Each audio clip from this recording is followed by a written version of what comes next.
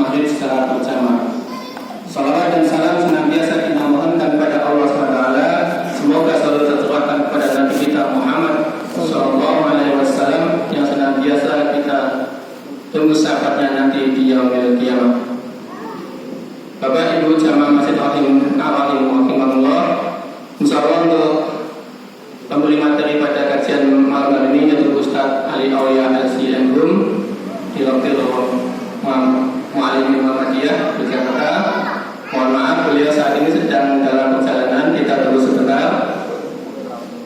Sebelum kita mulai kajian, kita buka dulu dengan membaca basmalah. Bismillahirrahmanirrahim. Mungkin permisi Pak Ustaz Isbah dulu.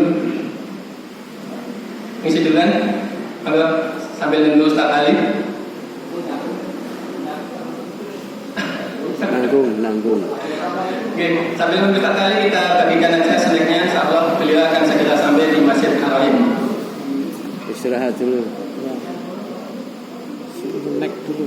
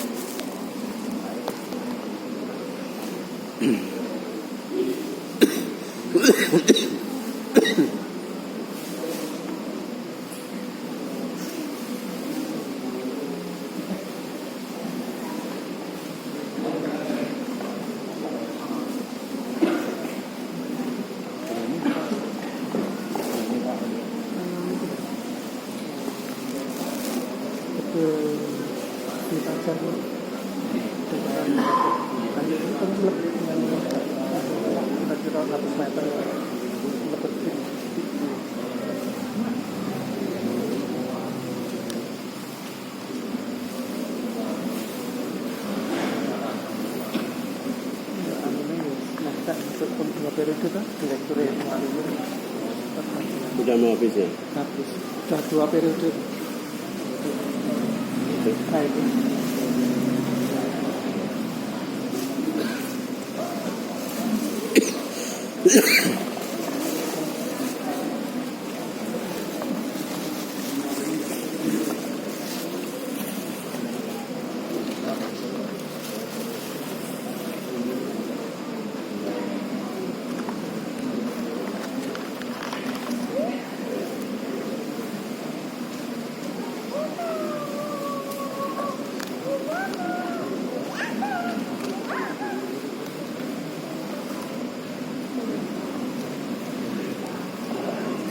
Alhamdulillah Ustaz Ali Aulia sudah tahu di Masjid Kitab Benda ini. Alhamdulillah itu.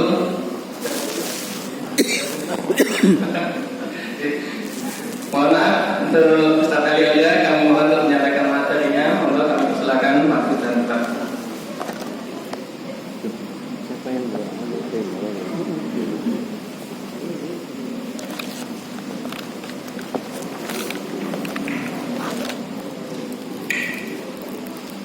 Bismillahirrahmanirrahim. Assalamualaikum warahmatullahi wabarakatuh. Waalaikumsalam warahmatullahi wabarakatuh. Innal hamdalillah nahmaduhu wa nasta'inuhu wa nastaghfiruh wa na'udzu billahi min shururi anfusina wa min sayyiati a'malina. May yahdihillahu fala mudilla lahu wa may yudlil fala hadiya lahu. Asyhadu an la ilaha illallah wahdahu la syarika lah wa asyhadu anna Muhammadan abduhu wa rasuluhu la nabiyya wa la rasula ba'dahu. Allahumma shalli wa sallim ala nabiyyina Muhammadin sallallahu alaihi wasallam wa ala alihi wa sahbihi ajma'in. Amma ba'd. Bapak Ibu yang dirahmati oleh Allah, jemaah Masjid Ar-Rahim, bersyukur alhamdulillah pada malam hari ini saya kembali berkesempatan untuk hadir bersilaturahim di Masjid Ar-Rahim, utamanya Bapak Ibu semuanya di perumahan Balai Catur dan sekitarnya.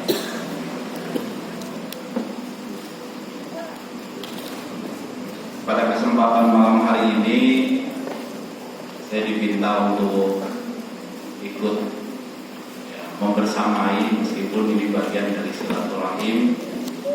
Mohon maaf agak sedikit terlambat. Saya sudah telepon itu Mas Koko itu. Saya kan tadi di PP Ahmad Dahlan. Dia nungguin saya di Mualimin. Saya bilang janjian jam 5.30, 5.20 lah. Saya telepon nggak bisa Pak, ketiduran di mobil Pak. Tiduran di mobil, bangun kaget langsung ya sudah selesai maghrib, kemudian langsung menuju ke sini. Pada kesempatan malam hari ini saya diminta untuk sharing yang mungkin pada kesempatan saat ini kita akan bahas berkaitan dengan bagaimana kita menjadi seorang followers, bagaimana kita menjadi seorang makmum ya. Di tengah hiruk pikuk saat ini orang berlomba-lomba untuk menjadi pemimpin.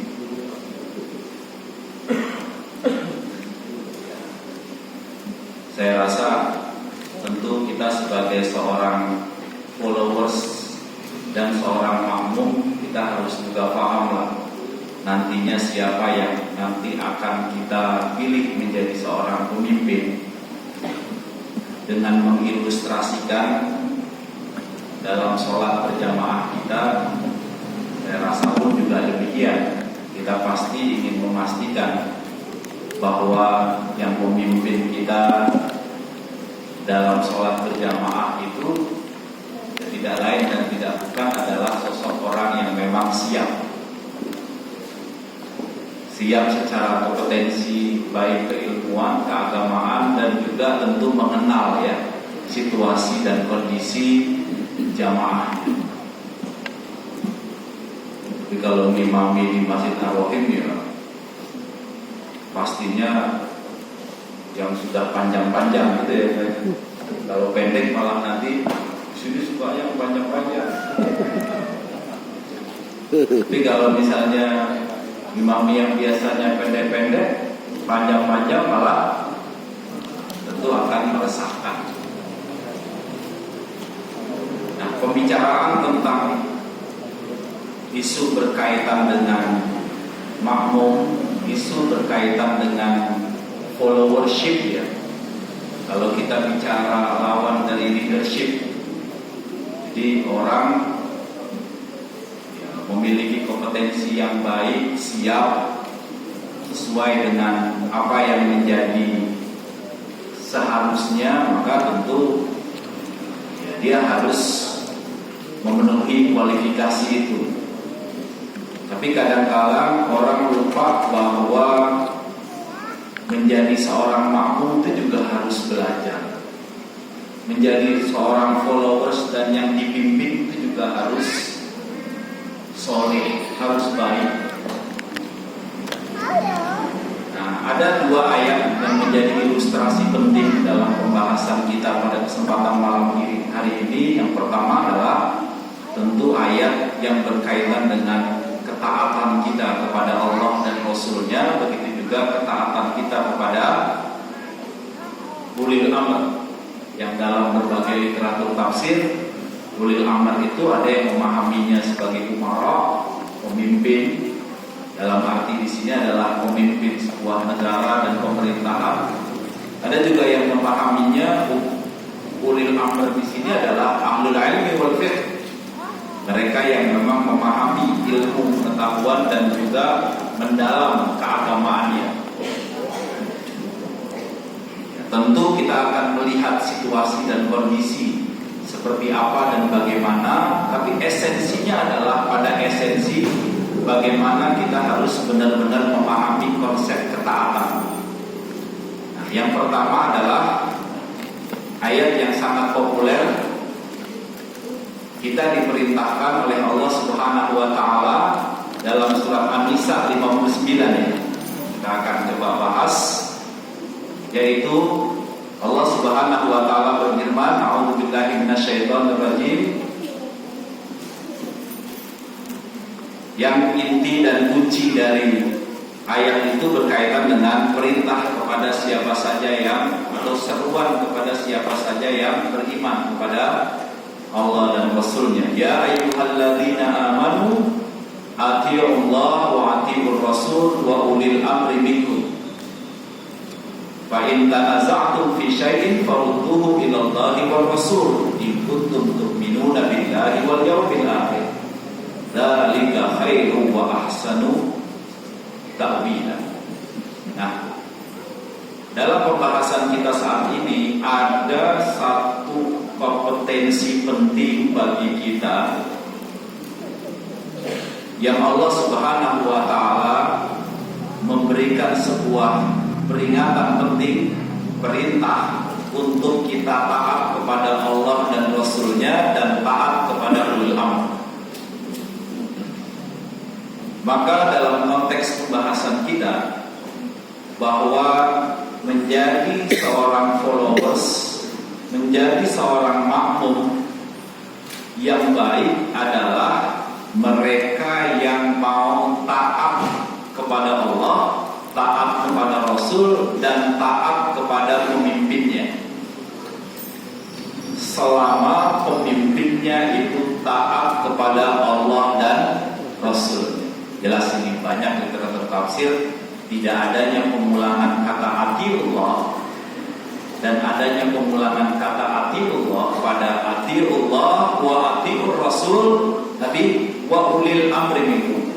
Jadi diulang itu, atiullah wa atiur rasul, tapi tidak diulangi ketiga kalinya ketika objeknya kepada ulil amr, yaitu dengan langsung wa ulil amri minkum.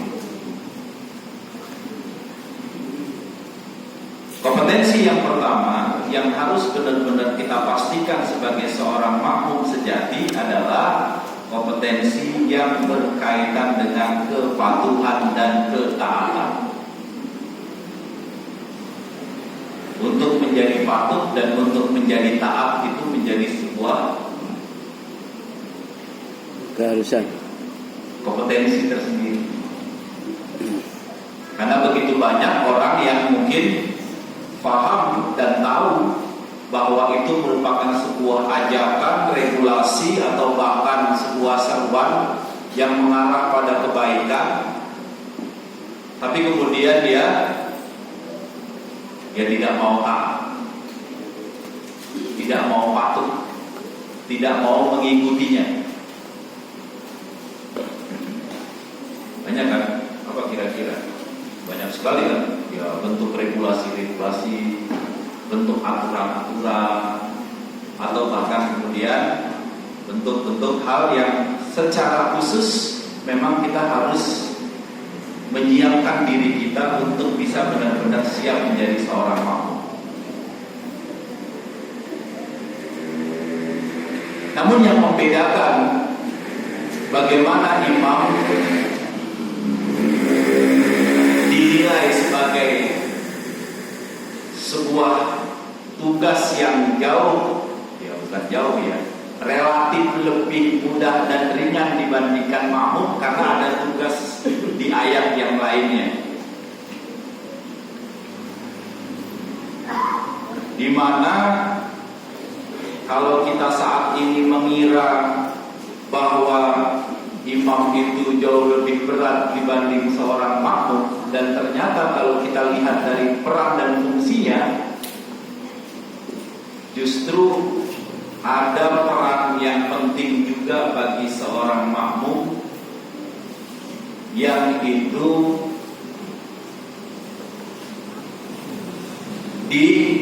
yang itu harus disampaikan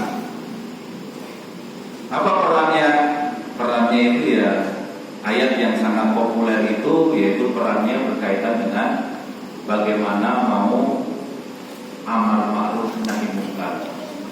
Wal takum minkum ummatun yad'una ilal khair wa ya'muruna bil ma'ruf wa yanhauna 'anil munkar wa ulaika humul muflihun. Jadi kalau kita gambarkan di sini, yang pertama adalah sebetulnya kalau dalam kaitannya dengan pemahaman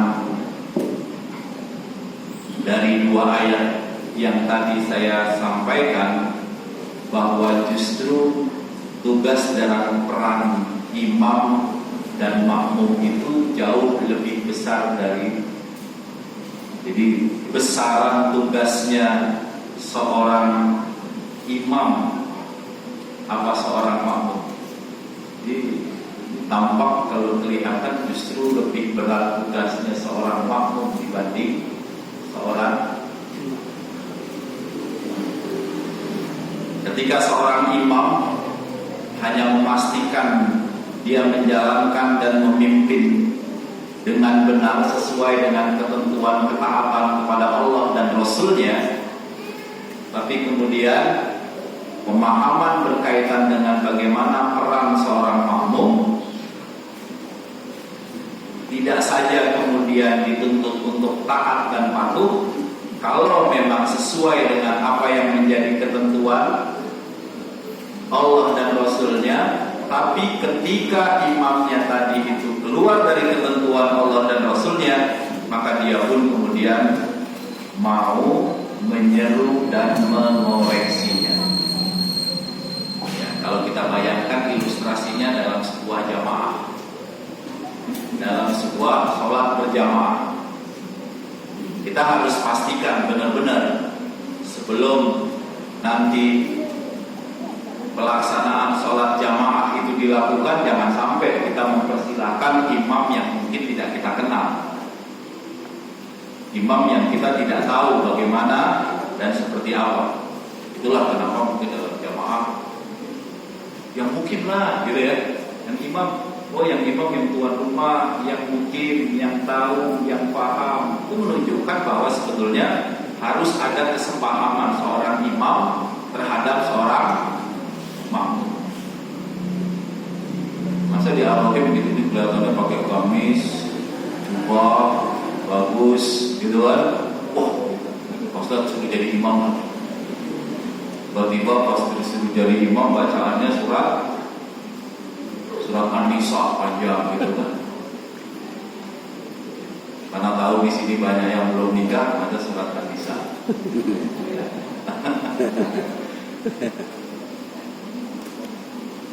Kalau kepanjangan malah rame tersendiri ya, semuanya malah bikin kode masing-masing dan lain sebagainya. Tapi harus dikenal, harus tahu, maka harus ditentukan siapa. Oh, dia yang kenal, kita bisa tentukan seperti halnya.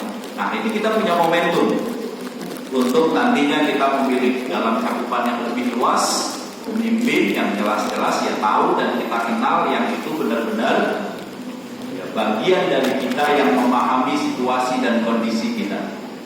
Ya di mana-mana lah, sini Sleman, ya mungkin Sleman, kemudian Bantul, dan lain sebagainya. Kita tentu memberikan sebuah kesaksian. Oh, dialah yang terbaik di antara yang, dialah yang terbaik di antara yang. Tapi kalau kita nggak menunjuk imam, bukan juga dalam jamaah, dan terjadi juga proses. Kan nanti ketika seorang makmum nggak mau taat dan nggak mau memilih si imam, ya nggak akan terjadi sebuah komunitas, sebuah jamaah, kemudian sebuah aktivitas yang akhirnya jauh dari. Maka kalau dalam fatwa nggak boleh kita kemudian abstain atau golput untuk memilih pimpinan. Nggak boleh, karena memberikan sebuah, memilih seorang pemimpin itu kan adalah sebagai bagian dari sebuah kesaksian. Bagaimana kita memberikan kesaksian terhadap paslon yang ada? Kalau kita tahu ini yang terbaik, tapi kita tidak pilih, berarti kita memberikan kesaksian palsu. Kalau kita kemudian sudah tahu ada yang terbaik, tapi kita malah tidak pilih, berarti kita menyembunyikan kebenaran. Maka harus sama sebagai sebuah ilustrasi sebuah jamaah. Maka harus nanti kita ikut serta menjadi bagian dalam untuk menentukan. Setelah ditentukan, bagaimana kita sebagai seorang makmum nanti? Ketika sudah ditentukan, dialah yang kemudian ditentukan. Ketika misalnya dalam cakupan yang lebih luas, dialah yang kemudian ditetapkan. Maka kita pun harus juga menjalani peran dan fungsi kita sebagai seorang makmum nanti. Maka nanti siap-siap, seperti halnya dalam sholat berjamaah. Ketika kemudian kita sudah merelakan dan siap bahwa dialah yang akan menjadi imam kita, maka secara khusus ketika dia sudah terpilih, maka tugas pertama seorang makmum adalah apa Pak? Mentaatinya. Makmum ruku, sujud ikut ruku, sujud ikut sujud, gitu loh. Terus ikutin sesuai dengan sama nanti. Ketika siapapun nantinya yang mungkin menjadi seorang pemimpin, ketika kemudian pimpinannya itu adalah regulasi dan ketentuan-ketentuan aturannya adalah ketentuan-ketentuan aturan yang baik sesuai dengan ketentuan Allah dan Rasulnya, maka sudah sepatutnya kita harus mentaati, terlepas dari apakah itu nantinya merupakan pilihan kita atau itu berat loh Pak, cuma untuk taat saja berat loh ternyata. Untuk taat terhadap apa yang mungkin di luar dari, tapi kita memang dituntut untuk atiullah wa atiur rasul wa ulil amri minkum. Wawunya itu adalah waw atof, jelas. Ada satu perintah di mana kita dituntut untuk benar-benar taat dan patuh kepada Allah dan Rasulnya, dan patuh dalam rangka untuk ikut pada ketentuan-ketentuan apa yang ada oleh pemimpin kita. Nah, kalau dalam definisi tafsir ulil amr umara untuk urusan sosial kemasyarakatan, maka kita pahamilah itu dalam definisi pemimpin kita dari tingkat RT, RW, kemudian mungkin juga camat, langsung kemudian bupati, sampai kemudian gubernur, sampai kemudian juga presiden. Patuh.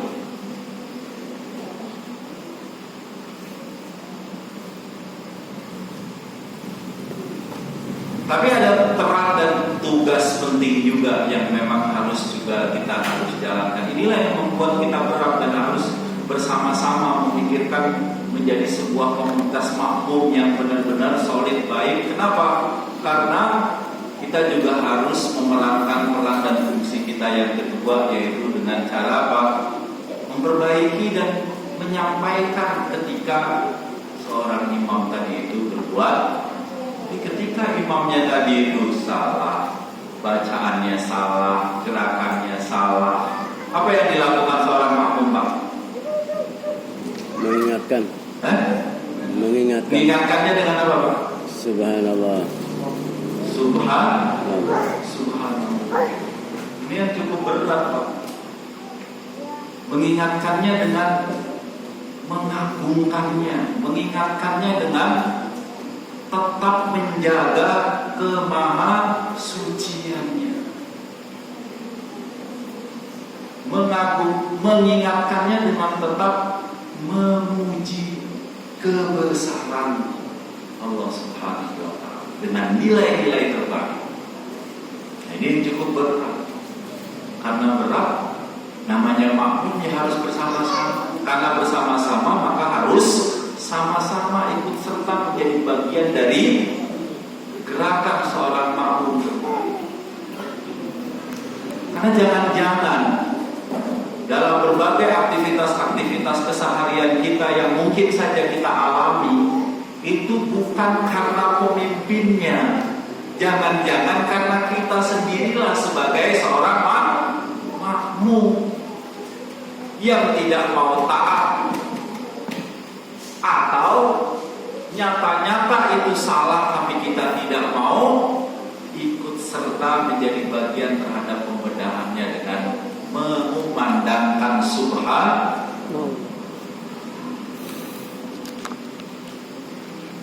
Itu Pak, itu yang menjadi tantangan kita. Maka ketika kita merefleksikan dalam sholat berjamaah sebagai sebuah ilustrasi kita di masyarakat, maka pegangan penting kita adalah pegangan ya ayyuhalladzina amanu atii'ullah wa atii'ur rasul wa ulil amri minkum.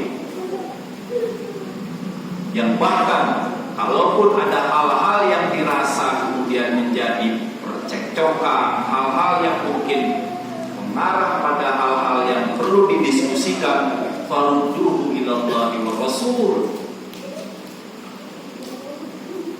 Atau yang kedua, jangan-jangan apa yang kemudian terjadi dalam diri kita dan mungkin juga masyarakat kita bukan soal pimpinan, tapi soal makmum, karena kita diam tidak memandangkan subhanallah.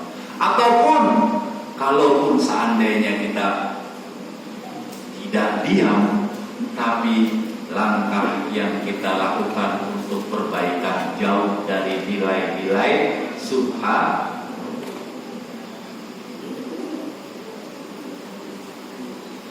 Mau taat, akhirnya membuat hal yang baru dan lain sebagainya, buat sebuah perlawanan. Ataupun dia tapi membuat sebuah perlawanan. Jadi kalau belajar tentang followership itu kan ada berapa Pak? Ada 5 kan? Ada seorang followers itu yang ada pokoknya followers hidup mati deh. Pokoknya ikut itu gelap aja matanya, pokoknya dia kayak gitu, pokoknya saya ikut. Dia kayak gini ikut. Itu satu. Ada kan kita makmum yang seperti itu. Pokoknya saya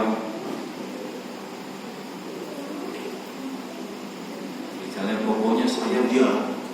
Kalau dia pokoknya oke semua. Ada followers yang. Tapi ada yang kemudian yang kedua bisa jadi juga ya dia agak diam, ikut gitu ya.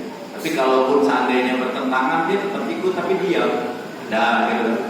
Tapi ada yang sebetulnya dia melawan tapi juga dia nggak frontal gitu kan.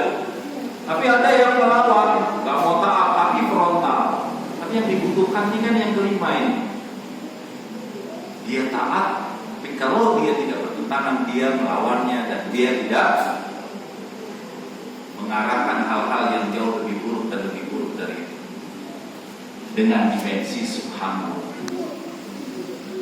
Nah, saya rasa itu yang kadang-kadang saya berpikir dalam berbagai hal. Kadang-kala agak susah menjadi seorang makmum dibanding menjadi seorang. Sekarang yang sudah jadi pimpin saja itu, padahal sudah jadi makmum itu aja lupa bahwa dia sebetulnya sekarang sudah jadi makmum.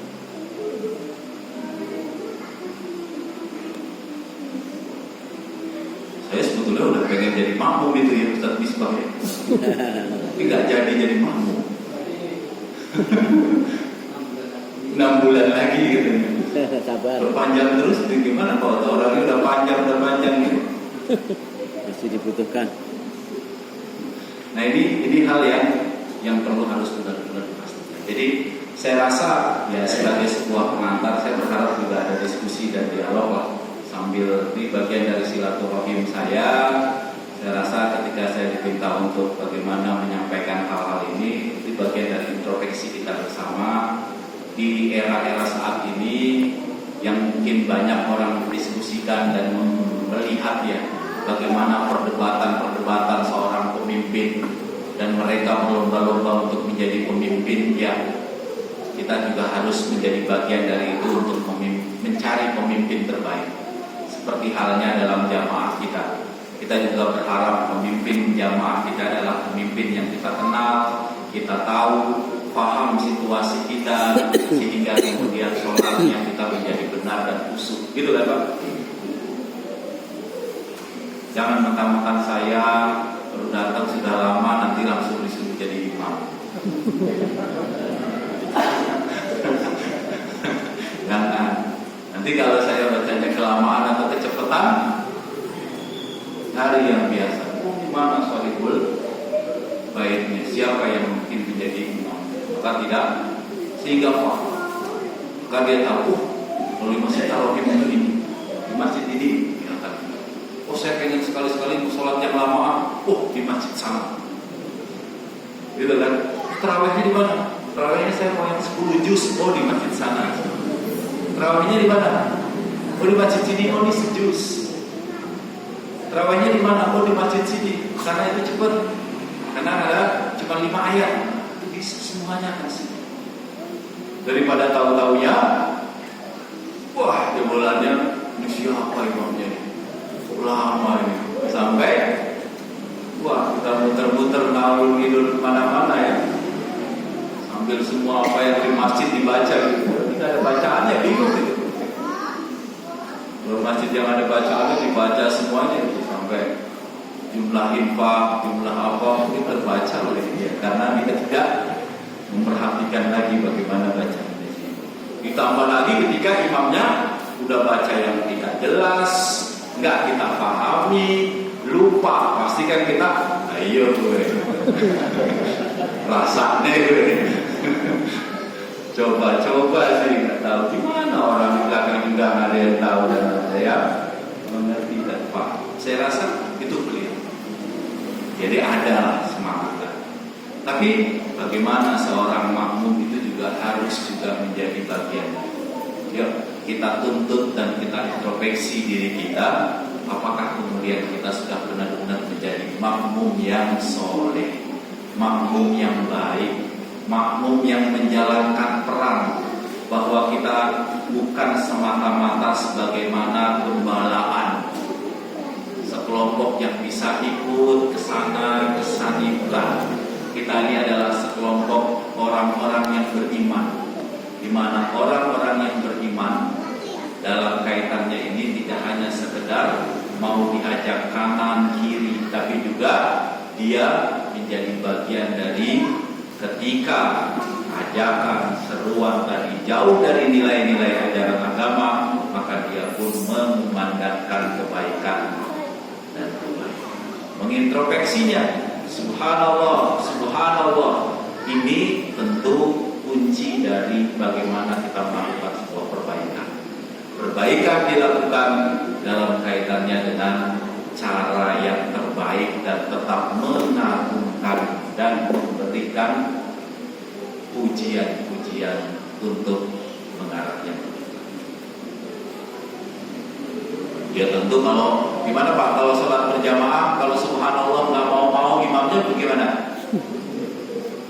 Gimana Pak? Imamnya udah subhanallah, subhanallah, subhanallah, udah semua subhanallah, nggak mau bergerak bagaimana? Ya udahlah, kalau ilustrasi sholat berjamaah ya etisal aja, buat jamaah sendiri aja Pak ya. Karena kalau sholat berjamaah, ya etisal aja lah, sendiri, sholat sendiri. Ketika sebagian enggak.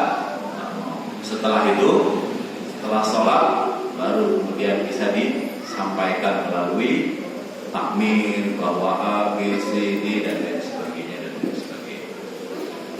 Saya rasa begitu Pak Gunarso, mungkin ada hal-hal yang mau dikonfirmasi dari beberapa ibu semuanya. Mudah-mudahan ini introspeksi bagi kita semua. Saya secara pribadi bahwa menjadi seorang makmum itu juga harus benar-benar kita teguhkan dan kuatkan. Harus juga menjadi bagian dari yang harus kita pelajari dengan baik. Tidak hanya sekedar seorang pemimpin, tapi juga di seorang makmum itu menjadi sebuah hal yang juga penting. Bahkan Kalau ilustrasinya dalam sholat berjamaah itu jauh lebih berat perannya, jauh lebih berat tanggung jawabnya. Kenapa? Karena imam tugasnya cuma satu, Pak. Bagaimana dia memimpin dengan baik dan benar. Tapi makmum tugasnya dua. Taat ketika pemimpinnya benar dan mengoreksinya ketika pemimpinnya itu salah. Ribut, Pak. Mau jadi imam apa Pak? Mau jadi makmum? Nah, jadi mau jadi imam apa makmum, Bu? Masih makmum. Ya pikir saya ngomong gini pengen jadi imam. Tapi masih pengen jadi makmum juga. Wah, saya rasa ya itu harus dijalankan tugas dan perannya sebaik-baiknya.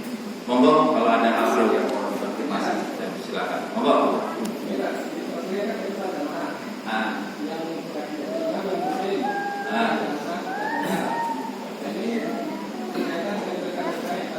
Sementara ini yang dikenalkan oleh Princess dari awal-awalnya itu semuanya baik-baik, Pak. Kalau saya ini ABCD itu baik semua. Tidak pernah dikenalkan bahwa dia sebenarnya seperti ini. Jadi kita yang nggak kenal itu kita nggak tahu nanti dia akan baik atau buruk.